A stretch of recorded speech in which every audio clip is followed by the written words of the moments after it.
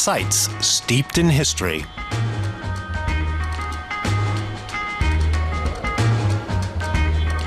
In Valladolid, the Spanish city's illustrious past is omnipresent.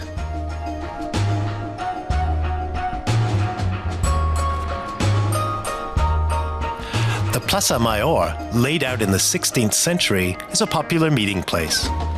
It provided the model for many market squares in Central and South America, but also the plazas in Madrid and Salamanca.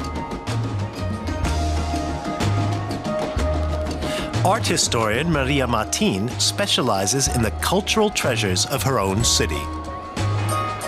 We are very proud to say we come from Valladolid because the city has such a significant history and tradition. It was long Spain's capital and the residence of the royal court.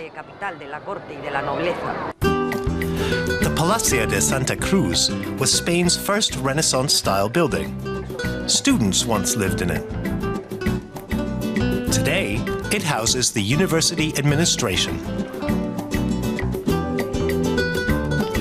One of the most important weddings in Spanish history, that of 14-year-old Isabella of Castilla and Ferdinand II of Aragon, was held in the Palacio de los Víveres.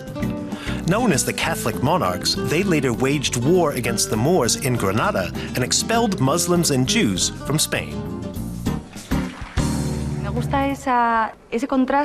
I'm fascinated by the contrast between the girl Isabella and her powerful character later.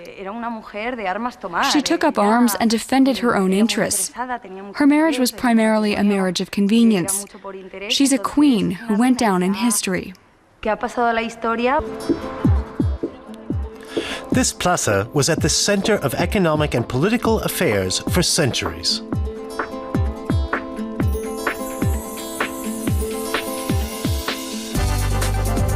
Anna of Austria, later Queen of France, was born in the royal palace here. Across the way, the Palacio Pimentel was the birthplace of Philip II of Spain. Mosaics in the entryway depict the course of Philip's life.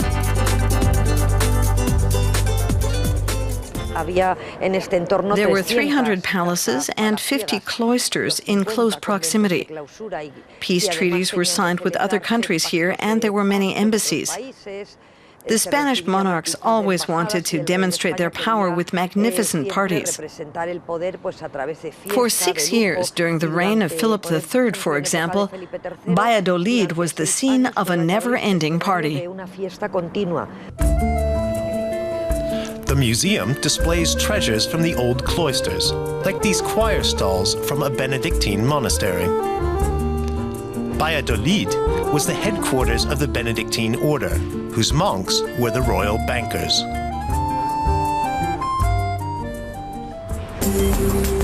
Many artists also sought the favor of the court. Miguel de Cervantes lived here for 2 years, seeking sponsors to publish the first volume of the novel that would make him famous, Don Quixote. The furnishings are as true to the original as possible.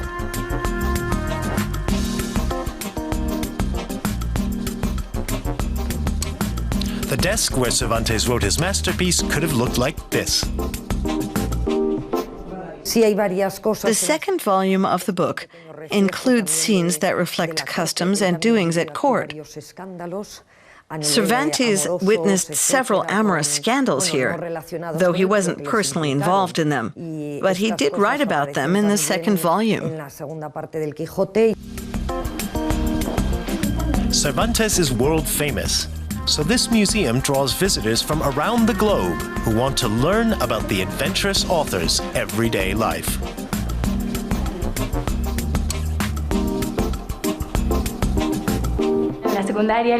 We read Don Quixote in school, of course. And now I'm here, and what I read is suddenly reality. This is where he lived and where he wrote part of his book. And it's as if history were coming to life. It really gives me goosebumps.